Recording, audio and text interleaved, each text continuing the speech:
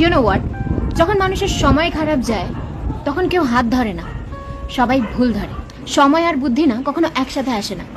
সময় থাকতে থাকতে কখনো বুদ্ধি আসে না, আর যখন বুদ্ধি আসে তখন সময় থাকে না। আর যাদের এই দুটো একসাথে আসে তারা খুবই লাকি। লোকে আমাদের সাথে যেরকম ব্যবহার করে, আমরা যদি সেই ব্যবহারটাই তাদের রিটার্ন দিই, তারা সেটা হজম করতে পারে না।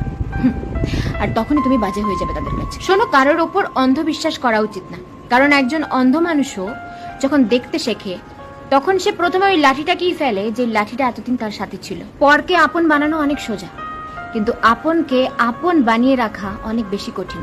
ধার সবসময় বুঝে শুনে দেওয়া উচিত, কারণ যে ধার চায় সে মাত্র একবারই চায়, কিন্তু যে ধার দেয় তাকে বারবার চাইতে হয়। যতক্ষণ চুপ থাকবে লোকে বোকা ভাববে, যেই মুখ খুলবে লোকে সহ্য হবে না।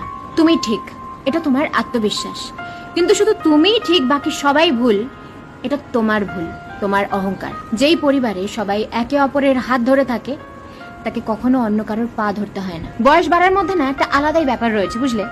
চোখ ঝাপসা হয়ে যায় ঠিকই, কিন্তু মানুষকে ঠিক চেনা যায়। মানুষ হলো অনেকটা আয়নার মতন, যখন ভালো থাকে তখন সবাই দেখে চলে যায়, কিন্তু যখন ভেঙে পড়ে তখন সবাই পাশ কাটিয়ে চলে যায়। দেখো, সম্পর্ক যাই হোক না কেন, একটা জিনিস মাথায় রেখো, যার কাছ থেকে তুমি আশা করবে সেই তোমার জীবনে তামাশা করবে। কাউকে নিজের মনের কথা অনেক ভেবেচিন্তে বলা উচিত, কারণ এটা স্ক্রিনশট এবং রেকর্ডিং এর জামানা। ইনভেস্ট ওখানেই করা উচিত যেখান থেকে রিটার্ন আসে, সেটা পয়সাই হোক, ইমোশনই হোক বা সময়। দেখো, ইগো, সেলফ রেসপেক্ট আমাদের সবার মধ্যে আছে,